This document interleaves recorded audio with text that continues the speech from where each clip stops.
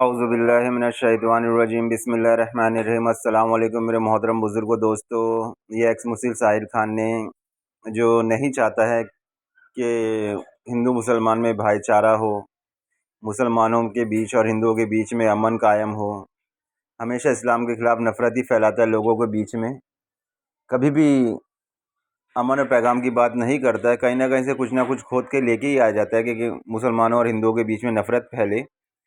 तो इसने देखिए, ये इसका थंबनेल देखिए, मुफ्ती यासीन नदीम अल वजदी का फिर एक धोखा, वो भी मंदिर के लिए चंदा देंगे। ये एक वीडियो थी मुफ्ती साहब की जो उन्होंने अपलोड किए थे। तो मेरे नॉन मुस्लिम भाइयों से रिक्वेस्ट है, ऐसे ही किसी की बातों में ना आया करें, तहकीक कर लिया करें उस चीज़ की। हाँ, बेशक मुफ्ती साहब ने ये अल्फाज कहे, मगर वो वीडियो का एंड था, एकदम एंड था, जिसमें बस घाय घाय में जल्दी हो गई। हालांकि किसी मुसलमान को इजाज़त नहीं है, ये सच बात है, कि वो मंदिरों में चंदा दे।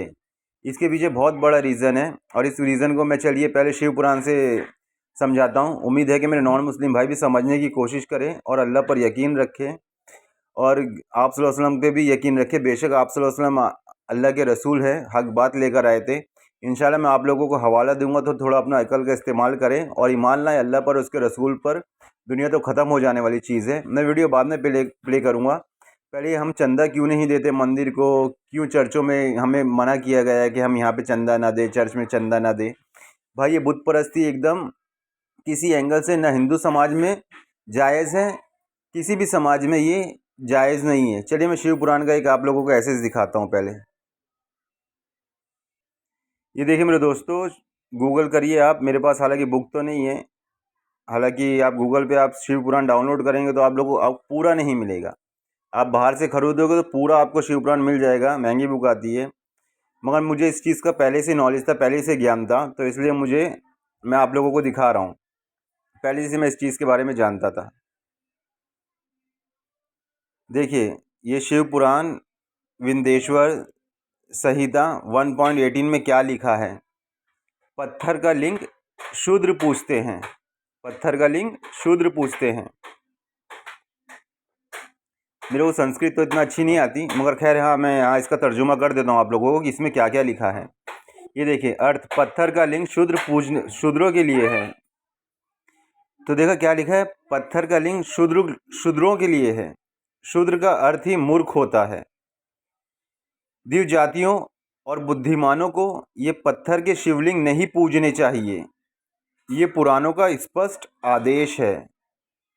फिर आगे देखिए क्या लिखा हुआ है, मूर्ख लोग मूर्ति को ईश्वर समझते हैं।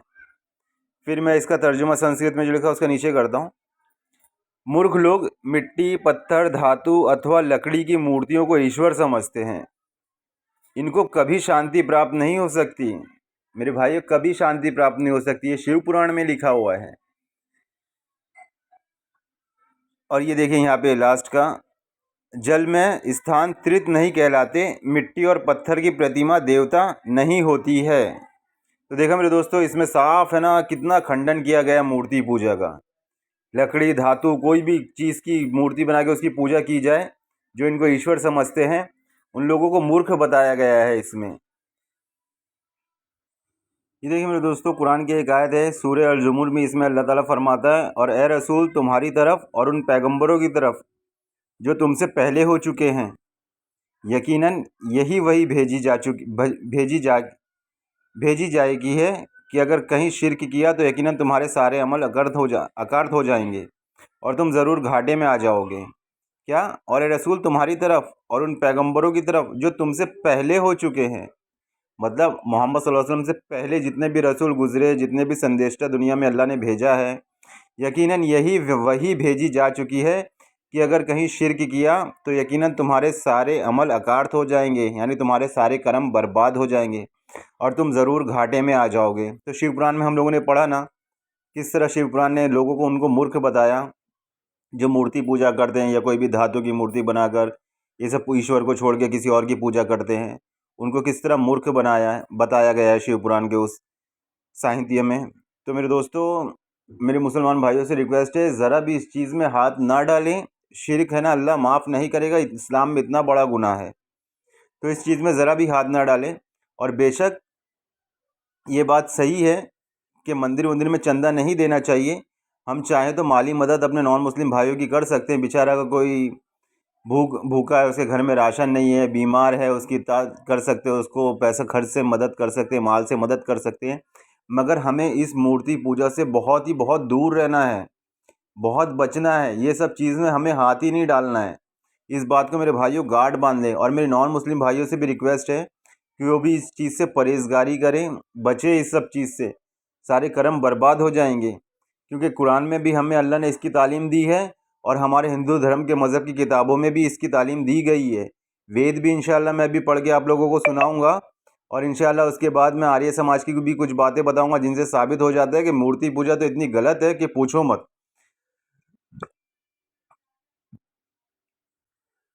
और ये देखिए मेरे दोस्तों, एक आयत सूरह हामीम सजदा की आयत 43। ए रसूल, तुमसे भी बस वही बातें कही जाती है जो तुमसे और रसूलों से कही जा चुकी है। बेशक तुम्हारा परवरदिगार बख्शने वाला भी है और दर्दनाक अजाब देने वाला भी। देखो मेरे दोस्तों, हमसे भी वही बात बताई जा रही है जो हमसे पहले लोगों को भी बताई गई थी, कि अगर तुमने शिरक किया तो तुम्हारे कर्म बर्बाद हो जाएंगे। तो इस आयत में भी अल्लाह साफ बता रहा है, तुमसे बस वही बातें कही जाती है जो तुमसे और रसूलों से कही जा चुकी है। बेशक तुम्हारा परवरदिगार बख्शने वाला भी और दर्दनाक अजाब देने वाला भी है। और ये देखिए मेरे दोस्तों, सूरह बनी इसराइल की 110 नंबर आयत। ए रसूल, तुम उनसे कह दो कि तुमको अख्तियार है, ख्वाह उसे अल्लाह कह के पुकारो या रहमान कह के पुकारो। गरज जिस नाम से भी पुकारो उसके तो सब नाम अच्छे से अच्छे हैं। तो मेरे भाइयों, उसे अल्लाह कह लो, ईश्वर कह लो, गॉड कह लो, जो भी कहना है कह लो, उसके सब नाम अच्छे ही अच्छे हैं। तो मेरे नॉन मुस्लिम भाइयों, इन आयतों पे गौर करें और अपने सच्चे मालिक को पहचानें और उसकी बारगाह में आ जाएं, उसकी पनाह में आ जाएं। ये मूर्ति वूर्ति पूजा बिल्कुल भी दुरुस्त नहीं है मेरे भाइयों, गलत है। चलिए अब हम वीडियो प्ले करते हैं और देखते हैं साहिल खान क्या फरमा रहे हैं।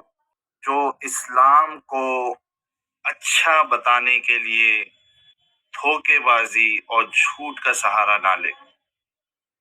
और ये बात फिट होती है हमारे बड़े ही मोहतरम अजीज मुफ्ती यासीन नदीम अल वाजिदी साहब पर।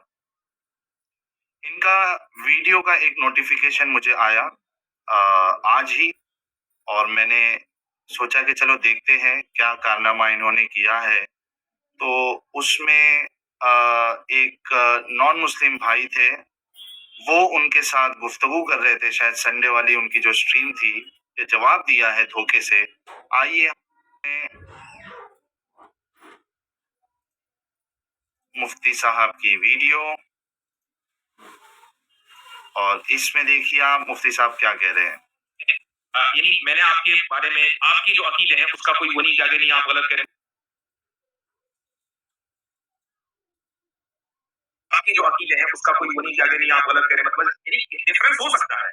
आपने मेरे अब देखते हैं कि ये इस्लाम को अच्छा बताने के लिए जवाब कैसे देते हैं। रिलीजियल डिफरेंस हो सकता है, मगर इंसानियत के रूप में तो आपस में भाई भाई ही है। बिल्कुल। और वो ये जो भाई भाई है, हालांकि कुरान ऐसे नहीं कहता है, लेकिन ये कह रहे भाई भाई है, लेकिन जो असल मौजू है वो आगे है। ताल्लुक है ना ये असल मौजू। चलिए, भाई भाई का मसला भी है, क्योंकि ये तो नफ़रत फैलाते रहेंगे। मैं अपने नॉन मुस्लिम भाइयों को बता देता हूँ कि ऐसे कुरान क्या कहती है भाई भाई के ताल्लुक से, अमन और शांति के पैगाम से। ये देखिए मेरे दोस्तों, भाई भाई के ताल्लुक से कुरान क्या कहती है। और ए रसूल, मेरे सच्चे बंदे मोमिनों से कह दो कि वे काफिरों से बात करें तो अच्छे तरीके से, सख्त कलामी ना करें, क्योंकि शैतान तो ऐसी बातों से फसाद डलवाता है। इसमें तो शक नहीं कि शैतान आदमी का खुला दुश्मन है।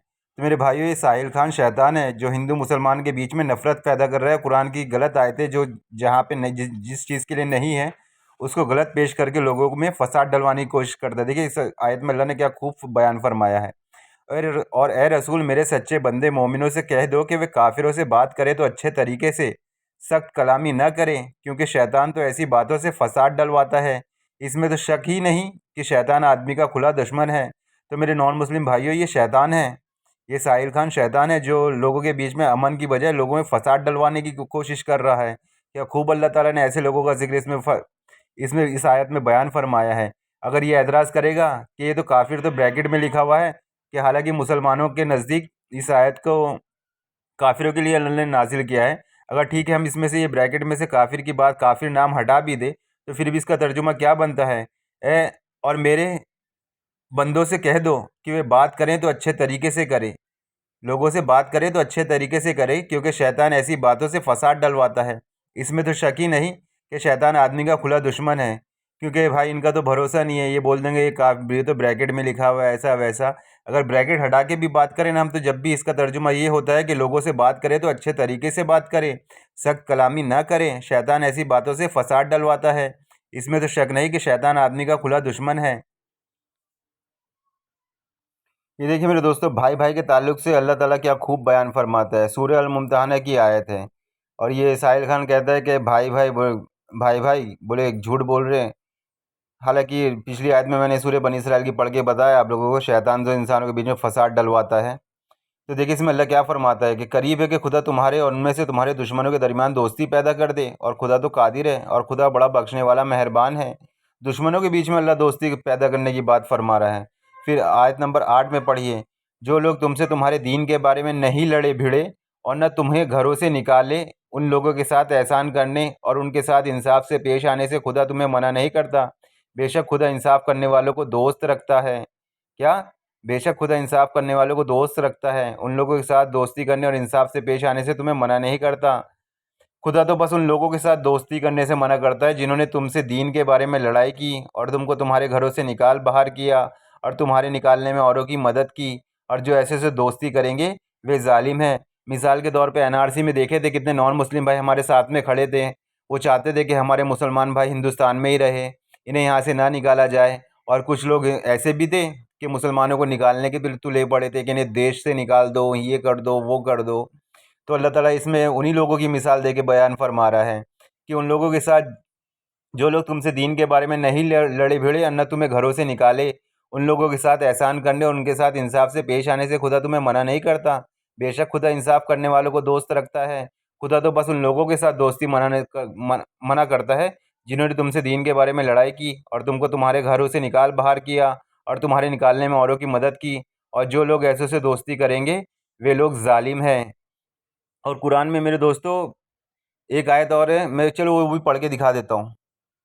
ये देखिए मेरे दोस्तों, सूरह अल माइदा की आयत है, ए रसूल, ईमान लाने वालों का दुश्मन सबसे बढ़ के यहूदी और मुशरिक को पाओगे। क्या? ए रसूल, ईमान लाने वालों का दुश्मन सबसे बढ़ के यहूदी और मुशरिकों को पाओगे, और ईमानदारों का दोस्ती में सबसे बढ़ के करीब उन लोगों को पाओगे जो अपने को नसारा कहते हैं, क्योंकि इन नसारा में यकीनन बहुत से आलिम और आबिद हैं, और इस सबब से भी ये लोग हरगिज़ शेखी नहीं करते। तो देखिए यहाँ ईसाइयों को दोस्ती का दोस्त बता रहा है मुसलमानों का, कि दोस्ती करने में नज़दीक मुसलमानों और ईसाइयों की दोस्ती। और दुश्मनों को भी जाहिर कर दिया अल्लाह ताला ने कि मुशरिक और यहूदियों के मुसलमानों के नज़दीक सबसे बढ़कर दुश्मन पाओगे। सबसे बड़े दुश्मन यहूदी और मुशरिकों को पाओगे मुसलमानों के नज़दीक, और दोस्ती के एतबार से ईसाइयों को पाओगे। तो अगर अल्लाह काफिरों से दोस्ती करने से मना करता है, भाईचारे की जीवन मना करता है, तो ईसाइयों की यहाँ दोस्ती से बढ़ के दोस्ती की मिसाल देता ही नहीं अल्लाह ताला।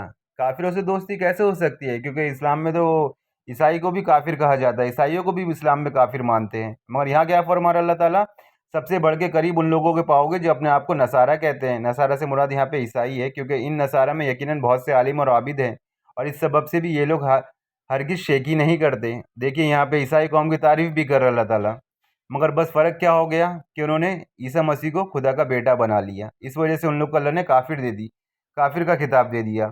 और यहाँ पे दोस्ती की बात करने को कह रहा है अल्लाह ताला।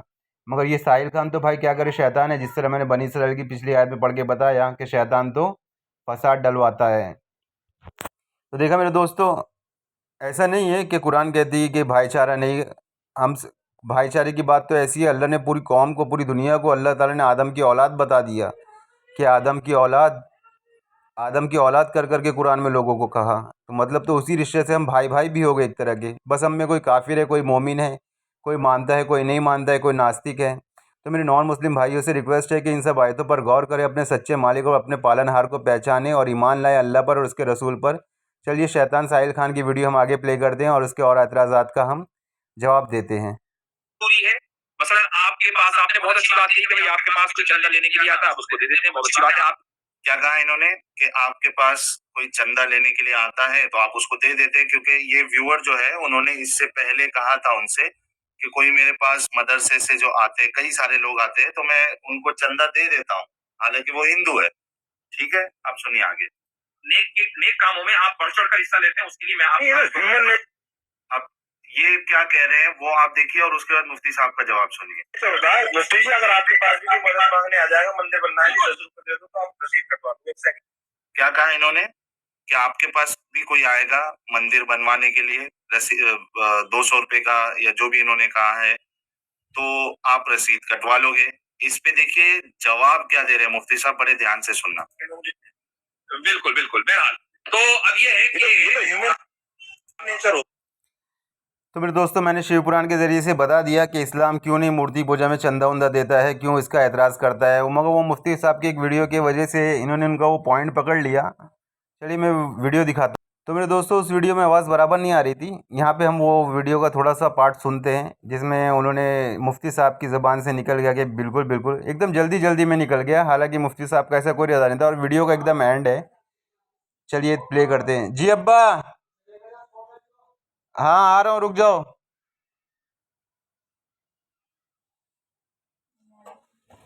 नहीं क्या नहीं, आप गलत कह रहे हैं, डिफरेंस हो सकता है। आपने मेरे बारे में डिफरेंस हो सकता है, मगर हो सकता है इंसानियत के रूप में तो हम आपस में भाई भाई ही हैं।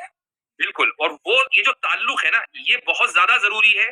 मसलन आपके पास, आपने बहुत अच्छी बात कही कि भाई आपके पास कोई चंदा लेने के लिए आता है, आप उसको दे देते हैं, बहुत अच्छी बात है। आप नेक कामों में आप बढ़ चढ़ कर हिस्सा लेते हैं, उसके लिए मैं आप ह्यूमन नेचर होता है। मुफ्ती जी, अगर आपके पास भी कोई मदद मांगने आ जाएगा, मंदिर बनना है, 10 रुपए दे दो तो आप रसीद कटवा लो। एक सेकंड में मुझे भूल नहीं है। बिल्कुल बिल्कुल, बहरहाल तो अब ये है कि ह्यूमन नेचर होता है कि दूसरों की हेल्प करनी।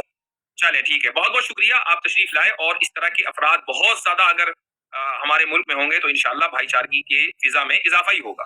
तो मेरे दोस्तों, देखिए आप लोग ने यहाँ पे वीडियो से उनकी वो कंप्यूटर वाली स्क्रीन पर बराबर समझ में नहीं आ रही थी, मगर देखिए आपने वीडियो में जल्दी जल्दी में, थोड़ा ये एंडिंग वीडियो था, लास्ट का एंड पार्ट था, तो मुफ्ती साहब की ज़ुबान से ये निकल गया बिल्कुल बिल्कुल। हालांकि मुसलमान को वाकई में सही में परमिशन नहीं है कि वो सब ऐसी चीज़ों में चंदा दे अपना। हाँ, वो अपने यहाँ नॉन मुस्लिमों की मदद कर सकता है माली एतबार से। कोई बीमार है तो उसको पैसे से मदद कर सकता है, कोई भूखा है तो पैसे से मदद कर सकता है, हर तरह से मदद कर सकता है, यहाँ तक कि अपना खून भी दे सकता है उसको। मगर ये मूर्ति पूजा को आप लोगों ने देखी ना, किस तरह मैंने कुरान की आयतें पढ़ के बताया कि तुम्हारे कर्म बर्बाद हो जाएंगे अगर तुमने ये अमल किया, क्योंकि हमने तुमसे पहले लोगों को भी ताकीद की थी। मैंने शिव पुराण का भी हवाला दिया। इंशाल्लाह अब मैं वेद भी दिखाऊंगा। पहले थोड़ी सी वीडियो और साहिल खान की प्ले करके दिखाते हैं, अब इनका आगे का एतराज़। तो ये सब तो मैंने डाउट क्लियर कर दिया। इंशाल्लाह मेरे नॉन मुस्लिम भाइयों से रिक्वेस्ट है, जो अभी मैं वेद के हवाले दूंगा एक ईश्वर की इबादत करने के ताल्लुक से और मूर्ति पूजा के ताल्लुक से, कि इस्लाम बिल्कुल कुरान हक फरमा रहा है कि तुमसे पहले लोगों को भी हमने कहा था अगर तुमने शिर्क किया तो तुम्हारे कर्म बर्बाद हो जाएंगे। तो मेरे भाइयों, हम लोग ये मूर्ति पूजा के चक्कर में पड़ के अपने कर्म बर्बाद नहीं करना चाहते।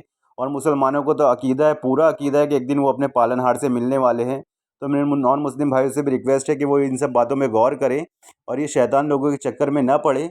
इनका तो कोई दीन धर्म होता ही नहीं है। जिसका कोई दीन धर्म नहीं हो, जो भगवान से डरता ही नहीं, वो उसकी तो इच्छा कुछ भी कर सकता है। वो झूठ भी बोल सकता है, मक्कारी भी कर सकता है, फसाद भी डलवा सकता है। मैंने सूरह बनी इसराइल की आयत भी आप लोगों को दिखाया पढ़ के कि अल्लाह ताला ने क्या फरमाया कि लोगों से बात करे तो अच्छे तरीके से करे, सख्त कलामी न करे, क्योंकि ऐसी बातों से तो शैतान फसाद डलवा देता है। मुझे ऑप्शन आया था यहाँ से राइट क्लिक पे हिंदी में चेंज करने का, लेकिन आ नहीं रहा है। हाँ, तो ये जो क्वेश्चनर है वो कहता है कि I am working in a manufacturing company of multinational in Sri Lanka. Sri Lanka में मैन्युफैक्चरिंग कंपनी में काम करते हैं, वहाँ पे 300 लोग काम करते हैं, जिसमें से सिर्फ 2 मुस्लिम है।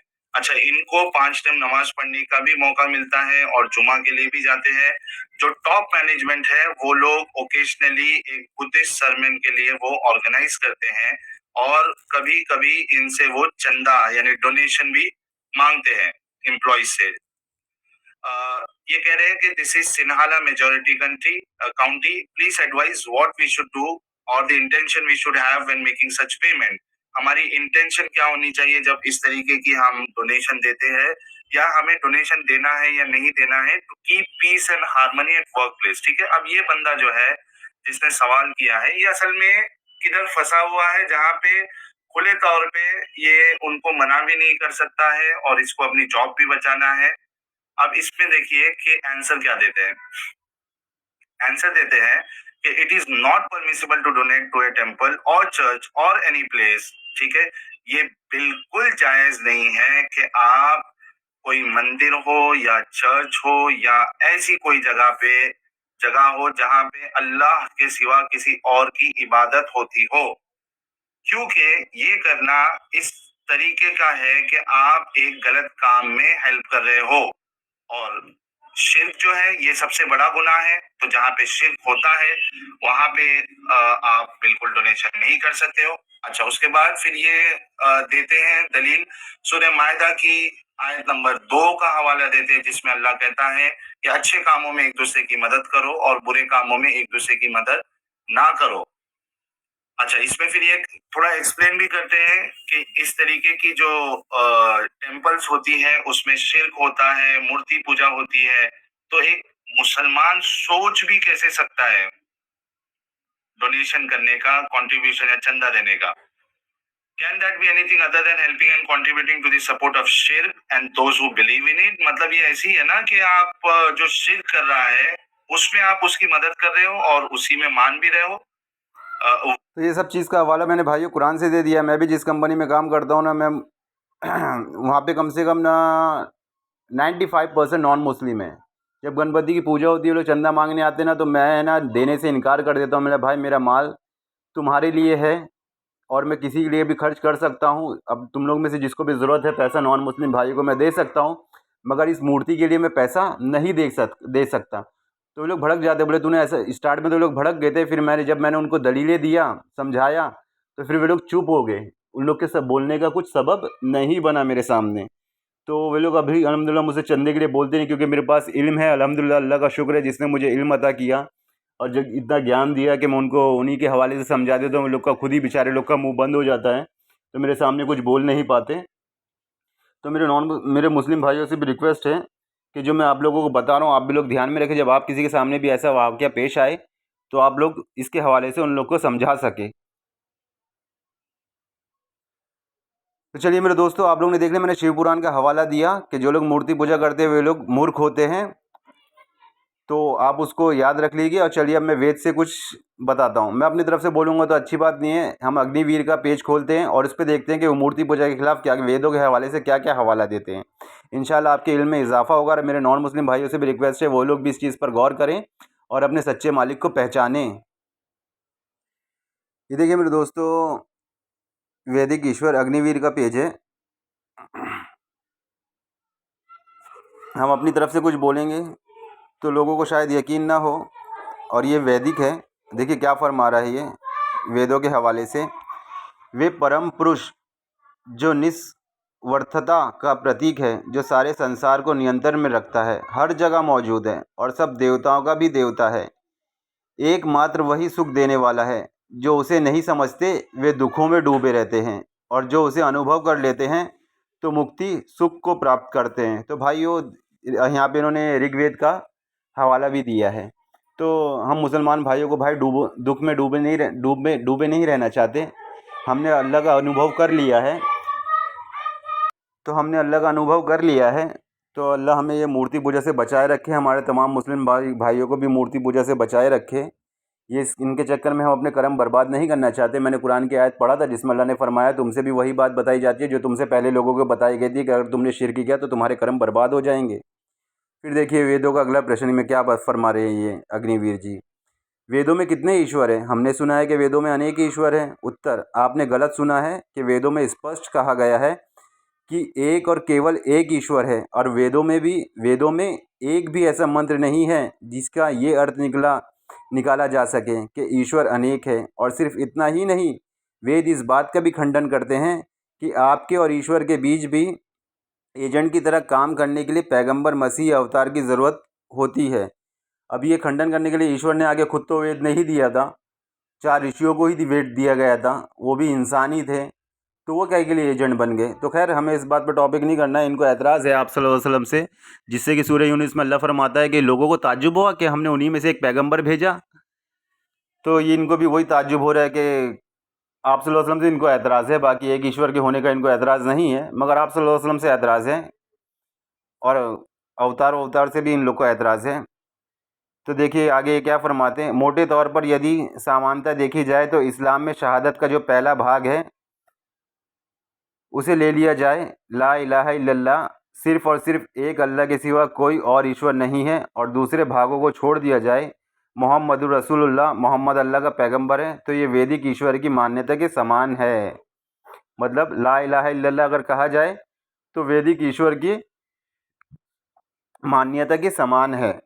इस्लाम में अल्लाह को छोड़कर और किसी को भी पूजना शिर्क सबसे बड़ा पाप माना जाता है। अगर इसी मान्यता को और आगे देखें और अल्लाह के सिवा और किसी मोहम्मद या जिब्रील को माने मानने से इनकार कर दें तो आप वेदों के अनुसार महापाप से बच जाएंगे। देखिए यहाँ पे भी ये क्या बता रहे हैं, और देखिए आगे क्या फरमा रहे हैं, वेदों में वर्णित विभिन्न देवताओं या ईश्वर के बारे में आप क्या कहेंगे। 33 करोड़ देवी देवताओं के बारे में, हिंदू मज़हब में बहुत से लोग कहते हैं 33 करोड़ देवी देवताओं, उसके बारे में ये क्या जवाब देते हैं। जैसे कि पहले भी कहा जा चुका है, जो पदार्थ हमारे लिए उपयोगी होते हैं वो देवता कहलाते हैं, लेकिन वेदों में ऐसा कहीं नहीं कहा गया कि हम उनकी उपासना करनी चाहिए। ईश्वर देवताओं का भी देवता है और इसलिए वे महादेव कहलाता है, सिर्फ़ और सिर्फ उसी की ही उपासना करनी चाहिए। वेदों में 33 कोटि का अर्थ 33 करोड़ नहीं बल्कि 33 प्रकार, संस्कृति में कोटि शब्द का अर्थ प्रकार होता है, के देवता हैं, और ये शतपथ ब्राह्मण में बहुत ही स्पष्ट वर्णन किया गया है, जो कि इस प्रकार है। वसु, पृथ्वी, जल, वायु, अग्नि, आकाश, सूर्य, चंद्रमा, नक्षत्र, जिनमें सारा संसार निवास करता है। जीवनी शक्तियाँ अर्थात प्राण, अपान, व्यान, उदान, सामान, नाग, क्रम, कुकल, देवदत्तीय, ये तथा एक जीव ये 11 रुद्र कहलाते हैं।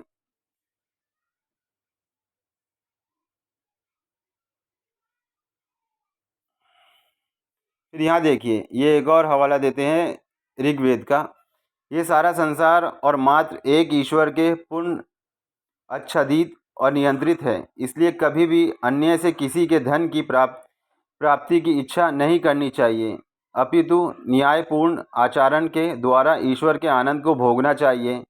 आखिर वही सब सुखों का देने वाला है। यजुर्वेद का, अब देखिए ऋग्वेद में, एकमात्र ईश्वर ही सर्वव्यापक और सारे संसार का नियंता है, वही सब विजयों का दाता है और सारे संसार का मूल कारण है। सब जीवों को ईश्वर को ही ऐसे ही पुकारना चाहिए जैसे एक बच्चा अपने पिता को पुकारता है। वही एकमात्र सब जीवों का पालन पोषण करता है और सब सुखों का देने वाला है। फिर देखिए ऋग्वेद का भी एक हवाला देते हैं ये, ईश्वर सारे संसार का प्रकाश है, जैसे सूर्य नूर में अल्लाह ताला फरमाता है खुदा ज़मीन और आसमान का नूर है, वैसे ईश्वर सारे संसार का प्रकाश है। वे कभी पराजित नहीं होता और ना ही कभी मृत्यु को प्राप्त होता है। उसे न मौत आती है, न नींद आती है, न ऊँग आती है, हमेशा ज़िंदा। कुरान में इस बात का जिक्र है। वही ज्ञान की वृद्धि करने वाला है, वो बड़ा इल्म वाला है, कुरान में इस तरह जिक्र आया। और धार्मिक मनुष्यों को श्रेष्ठ कार्यों में प्रवृत्त करने वाला है। वही एकमात्र इस सारे संसार का रचयिता और नियंत्रण है। वही सारी कायनात का बनाने वाला है, कुरान में भी इस चीज़ का जिक्र आया। इसलिए कभी भी उस ईश्वर को छोड़कर किसी और की उपासना नहीं करनी चाहिए। बेशक कुरान में भी अल्लाह फरमाया कि अगर तुमने एक खुदा को छोड़कर किसी और की इबादत की है तो तुम्हारे कर्म नष्ट हो जाएंगे। फिर यजुर, और फिर मैंने आप लोगों को स्टार्ट में बताया था कुरान की आयत पढ़ करके, तुमसे वही बात बताई जाती है जो तुमसे पहले लोगों को बताई गई थी। सारे संसार, अब फिर देखिए आगे क्या हवाला देते हैं, और सारे संसार का एक और मात्र एक ही निर्माता और नियंत्रण है। एक वही पृथ्वी, आकाश और सूर्योदय लोकों का धारण करने वाला है। वे स्वयं स्वरूप है, एकमात्र वही हमारे लिए उपासनीय है।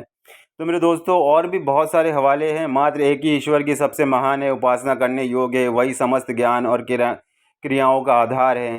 फिर यजुर्वेद के इन्होंने बहुत सारे हवाले दिए हैं, आप चाहे तो इनको सबको पढ़ सकते हैं।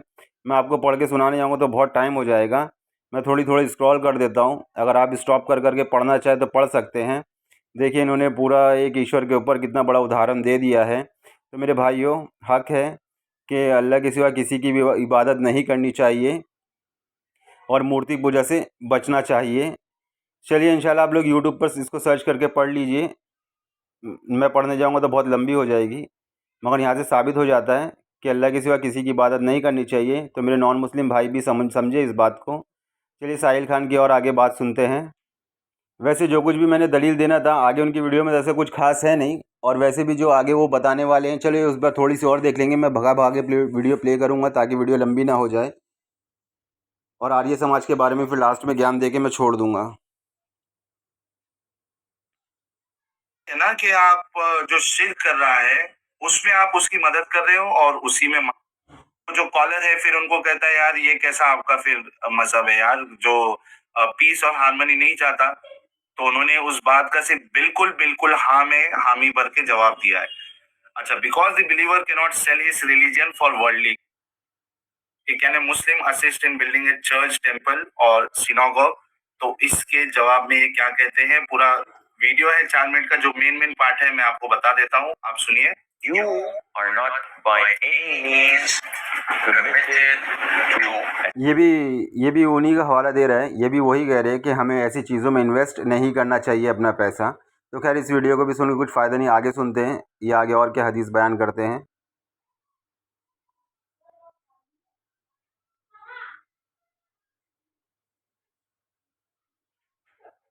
क्योंकि मोहम्मद साहब, यहाँ तो सिर्फ कंट्रीब्यूशन की बात हो रही है। मोहम्मद साहब तो भेजे ही इसलिए गए थे, उसमें से एक जो मकसद था वो ये था कि मूर्तियों की बुतों को तोड़ना।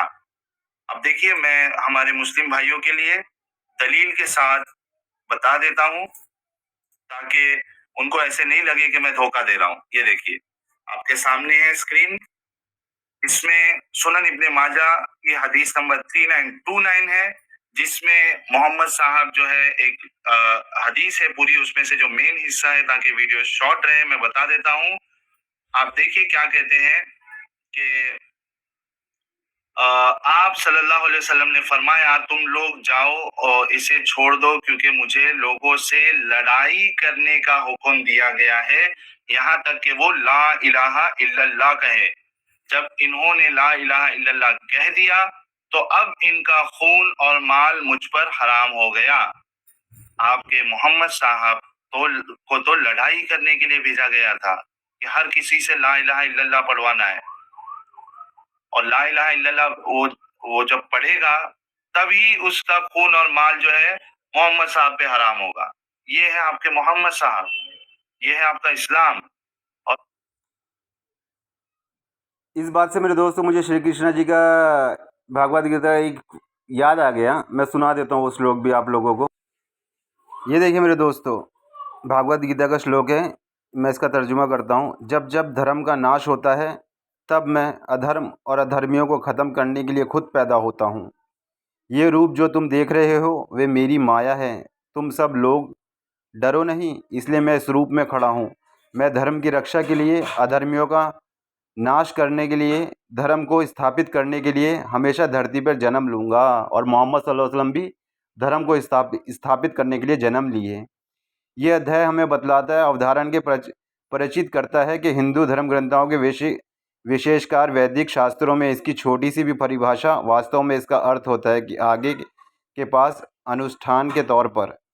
तो मैं आगे तो नहीं पढ़ता, ज़्यादा लंबा हो जाएगा। और ये मंत्र जो मैंने आप लोगों को पढ़ के बताया, श्लोक जो पढ़ के बताया, बहुत फेमस है, बहुत बार सुनते हैं हम कि जब जब धर्म का नाश होता है तब मैं अधर्म और अधर्मियों को ख़त्म करने के लिए खुद पैदा होता हूँ।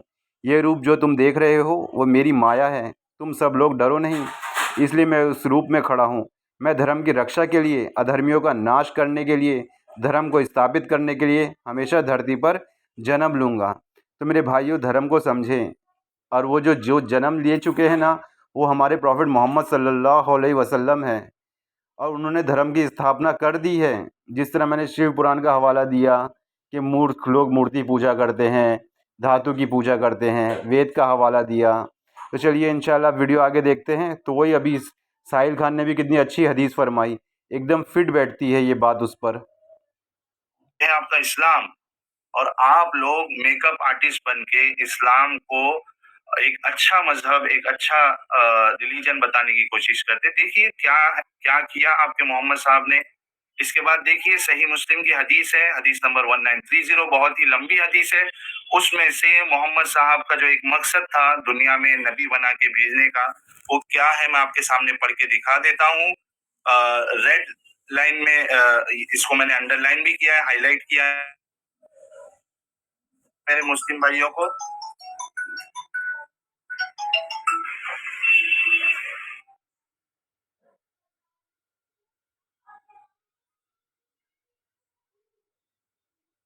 अल्लाह ताला ने मुझे ये पैगाम देकर भेजा है, सिला रहमी करना और बुतों को तोड़ना। क्या है? एक मकसद क्या है? बुतों को तोड़ना। बुत किसको कहते हैं? आइडल्स को कहते हैं, मूर्ति को कहते हैं। तो जन्नत पे चलोगे तो आप जितनी मंदिरें हैं वो सब तोड़ दोगे। और आप देखिए कि मोहम्मद साहब ने ये काम करवाया भी। मैं आपको बता देता हूँ एक हदीस जहां पे उन्होंने ये काम करवाया भी। ये देखिए, सही बुखारी की हदीस नंबर 3823 है। इसमें क्या क्या लिखा हुआ है आप देखिए।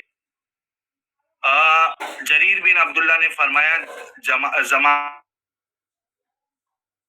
गुल खलसा नामी एक बुत खुदा था। इसे अल-काबतुल यमीनिया या अल-काबतुल का। तो मेरे दोस्तों, देखा आप लोगों ने, साहिल खान वो बुतों की बात बता रहा था, तोड़ना ओड़ना। तो इस मैंने शिव पुराण के हवाले से बुतों की असलियत तो बयान कर दी है और वेदों से भी साबित कर दिया है कि ईश्वर के सिवा किसी की पूजा नहीं करनी चाहिए। और अधर्मियों का नाश करने के लिए तो जन्म ले भेजता ही रहता है अल्लाह ताला अवतारों को, वो पैगम्बरों को। तो और भी बहुत सी दलीलें देने के लिए मैं देने चाहूँ तो दे सकता हूँ, बहुत सारी ऐसी दलील है। तो मगर अभी वीडियो ज़्यादा लंबी हो जाएगी। बस एक आर्य समाज का छोटा सा लेख पढ़ के बता देता हूँ कि बुत परस्ती कितनी पलीत चीज़ है। तो इससे मेरे नॉन मुस्लिम भाई बचे और अल्लाह पर और उसके रसूल पर ईमान लाएं। बेशक धर्म तो स्थापित हो चुका है मेरे भाइयों, जिससे वही हाल ना हो जाए कि यहूदियों को कहा गया कि एक पैगंबर भेजेंगे, ईसा अलैहिस्सलाम को भेजा तो यहूदियों ने उनका इनकार कर दिया, उनके मारने की कत्ल करे, साजिशें करें, उन पर यकीन न लाएं। और कल्कि अवतार के बारे में भी हिंदू समाज में कह दिया गया कि धर्म की स्थापना करेंगे, ऐसा होगा वैसा होगा। अब जब धर्म की स्थापना हो चुकी है कि एक ईश्वर के सिवा किसी की इबादत नहीं करनी चाहिए, तो मेरे भाइयों आप लोग कहाँ भटक रहे हो? तो कहाँ भटक रहे हो? आओ एक अल्लाह की तरफ और उसके रसूल की तरफ। ये देखिए, बस आर्य समाज के बारे में 10 खास बातें आप लोगों को बता के वीडियो बंद करता हूँ। समाज सुधारक स्वामी दयानंद सरस्वती ने आर्य समाज की स्थापना की थी। दयानंद जी का जन्म 12 फरवरी सन 1824 में हुआ। तिथि के अनुसार फाल्गुन मास की कृष्ण दशमी के दिन उनका जन्म हुआ था। उनकी माता का नाम अमृताबाई और पिता का नाम अम्बाशकर था। उन्होंने 1846 से 21 वर्ष की आयु में गुरु विरजानंद से शिक्षा ली। सिद्धि आंदोलन चलाने और अंग्रेज़ों से जमकर लोहा लेने के कारण एक षड्यंत्र के तहत उन्हें जहर दे दिया गया। जहर देने के बाद 30 अक्टूबर 1883 को दीपावली के दिन संध्या के समय उनकी मृत्यु हो गई। आओ जानते हैं आर्य समाज के संबंध में 10 खास बातें। स्वामी दयानंद सरस्वती जी ने सन 1875 में 10 अप्रैल को आर्य समाज की स्थापना की थी। दयानंद जी ने गुड़ी पाड़वा के दिन मुंबई में आर्य समाज की स्थापना की थी। तीसरा, आर्य समाज का सबसे अधिक प्रभाव पंजाब, हरियाणा और दिल्ली में देखने को मिला है। चौथा, आर्य समाज एक हिंदू सुधार आंदोलन है। इस समाज का उद्देश्य वैदिक धर्म को पुनः स्थापित कर जाति बंधन को तोड़कर संपूर्ण हिंदू समाज को एक सूत्र में बांधना है। 5, आर्य समाज के लोग जाति प्रथा, छुआछूत, अंधभक्ति, मूर्ति पूजा, बहुदवाद, अवतारवाद, पशु बलि, श्रद्धा, जन तंत्र मंत्र, झूठे कर्मकांड आदि ये सख्त खिलाफ है। आर्य समाज के लोग पुराणों की धारणा को नहीं मानते और एक ईश्वरवाद में विश्वास करते हैं। छठा, आर्य समाज के अनुसार ईश्वर एक ही है जिसे ब्रह्मा कहा गया है। सभी हिंदुओं को उसी एक ब्रह्मा को ही मानना चाहिए। देवी और देवताओं की पूजा नहीं करनी चाहिए। स्वामी जी ने अपने उपदेश का प्रचार आगरा से प्रारंभ किया तथा झूठे धर्मों का खंडन करने के लिए पाखंड खंडनी पताका लहराई। स्वामी जी के विचारों का संकलन इन्हीं कृति स्थानीय प्रकाश में मिलता है, जिसकी रचना स्वामी जी ने हिंदी में की थी। दयानंद जी ने वेदों को ईश्वरीय ज्ञान मानते हुए पूर्ण वेदों की ओर चलो का नारा दिया। 1892 से 1893 में आर्य समाज ने दो फाड़ हो गए। फूट के बाद बने दो दलों में से एक ने पाश्चात्य शिक्षा का समर्थन किया। इस दल में लाला हंसराज और लाला लजपत राय की आदिम प्रमुख थे। उन्होंने दयानंद एंगोला वैदिक कॉलेज की स्थापना की। इस प्रकार दूसरे दल ने पाश्चात्य शिक्षा का विरोध किया, जिसके परिणाम स्वरूप विरोधी दल के नेता स्वामी श्रद्धानंद जी ने 1902 ईस्वी में हरिद्वार में एक गुरुकुल कांगड़ी की स्थापना की। इस संस्था में वैदिक शिक्षा प्राचीन पद्धति से दी जाती थी। इसे स्वामी श्रद्धानंद, लेखाराम और मुंशी राम आदि जुड़े थे। स्वामी जी ने धर्म परिवर्तन कर चुके लोगों को पूर्ण हिंदू बनाने की प्रेरणा देकर शुद्ध आंदोलन चलाया। दयानंद सरस्वती द्वारा चलाए गए सिद्धि आंदोलन के अंतर्गत उन लोगों को पूर्ण हिंदू धर्म में आने का मौका मिला जिन्होंने किसी कारणवश इस्लाम या ईसाई धर्म स्वीकार कर लिया था। आज भी यदि कोई ईसाई या मुस्लिम पुनः अपने पूर्वजों के धर्म में आना चाहता है तो उनके लिए आर्य समाज के दरवाजे खुले हैं, जहाँ किसी भी प्रकार का जातिवाद, बेहूदीवाद, मूर्ति पूजा आदि नहीं है। तो ये तो इस्लाम में भी नहीं है मेरे भाइयों। शायद इसलिए इन्हीं बेसेंट ने कहा था कि स्वामी दयानंद ऐसे पहले व्यक्ति थे जिन्होंने कहा था कि भारत भारतीयों के लिए है। आर्य का अर्थ है बृहद एवं समाज की अर्थ है कि सभा। आर्य समाज का अर्थ है बृहद जनों का समाज। ये बृहद सभा आर्य समाज का केंद्र एवं धार्मिक राजधानी लाहौर में थी। यद्यपि अजमेर में स्वामी दयानंद की निर्वासन थाली एवं वैदिक यंत्रालय प्रेस होने से वे लाहौर का प्रतिनिधित्व था। लाहौर के पाकिस्तान में चले जाने के पश्चात आर्य समाज का मुख्य केंद्र आजकल दिल्ली है। तो मेरे भाइयों, देखा, हर तरह से हिंदू समाज हो, कोई भी हो, बेशक कुरान हक फरमा रहा है कि जो लोग तुमसे पहले थे हमने उनसे भी कहा था कि अगर तुमने एक खुदा के सिवा किसी की इबादत की तो तुम्हारे कर्म नष्ट हो जाएंगे। तो मेरे भाइयों, देखा आप लोगों ने, इस्लाम हक है, धर्म की स्थापना हो चुकी है। तो मेरे हिंदू भाइयों से रिक्वेस्ट है कि आए एक अल्लाह की तरफ और ईमान लाए स्वर्ग पे, नर्क पे, यमराज पे और स्वर्ग की अप्सराओं पर, और एक ईश्वर के सिवा किसी की भी इबादत न करें। और ये साहिल खान जैसे लोग तो शैतान है, आपस में दुश्मनी डलवाना चाहते हैं। कुरान की वो आयत मैंने सूरह बनी इसराइल की आयत पढ़ के बताया था आप लोगों को कि किस तरह अल्लाह उसमें फरमा रहा है कि शैतान लोगों से बात करे तो अच्छे तरीके से करें, सख्त कलामी ना करें। ऐसी बात तो शैतान ऐसी बातों से वसवसा फसाद डलवा देता है। मेरे भाई, ये सूरह यूनुस की आयत पढ़ के ख़त्म करता हूँ। इसमें अल्लाह फरमाता है, क्या लोगों को इस बात से ताज्जुब हुआ कि हमने उन्हीं लोगों में से एक आदमी के पास वही भेजी कि बेईमान लोगों को डराओ और ईमानदारों को इसकी खुशखबरी सुना दो कि उनके लिए उनके परवरदिगार की बारगाह में बुलंद दर्जा है। मगर कुफ़ार उन आयतों को सुनकर कहने लगे, ये शख्स यकीनन सही जादूगर है। इसमें तो शक ही नहीं कि तुम्हारा परवरदिगार वही खुदा है जिसने सारे आसमान व ज़मीन 6 दिन में पैदा किए, फिर अर्श को बुलंद हुआ कि वह हर काम का इंतज़ाम करता है। उसके सामने कोई किसी की सिफारिश नहीं कर सकता मगर उसकी इजाज़त के बाद। वही खुदा तो तुम्हारा परवरदिगार है, तो उसी की इबादत करो। तो क्या तुम अब भी गौर नहीं करते? तो मेरे भाइयों, देखिए, क्या लोगों को इस बात से ताज्जुब हो कि हमने उन्हीं लोगों में से एक आदमी के पास वही भेजी कि मोहम्मद सल्लल्लाहु अलैहि वसल्लम को पैगंबर बनाया, उनके पास वही भेजी, उनके ज़रिए से पैगाम भेजा। तो मेरे भाइयों, वेद भी है ना, डायरेक्ट ईश्वर ने लोगों को नहीं दिया था। 4 ऋषि उसके ज़रिया बने थे और पैगंबर मोहम्मद सल्लल्लाहु अलैहि वसल्लम भी ज़रिया बनी। और मगर इबादत तो खुदा ही की करनी है। जैसे उन 4 ऋषियों ने हमें वेद का ज्ञान दे दिया था, हमारे नॉन मुस्लिम भाइयों को, जिसको भी, तो उसी तरह पैगंबर मोहम्मद सल्लल्लाहु अलैहि वसल्लम ने भी हमें कुरान दे दी और कुरान ने हक बात और साफ साफ करके बता दी। और प्रॉफिट मोहम्मद लास्ट पैगंबर हैं और कुरान का हाफिज़ अल्लाह है। इसमें कोई तब्दीली नहीं कर सकता, कोई उंगली नहीं कर सकता, हूबहू वही सब कुछ है जो लिख दिया गया है। पहली किताबों में बहुत से उलटफेर हो चुके हैं। तो मेरे रिक्वेस्ट करता हूँ अपने नॉन मुस्लिम भाइयों से और मुसलमान भाइयों से भी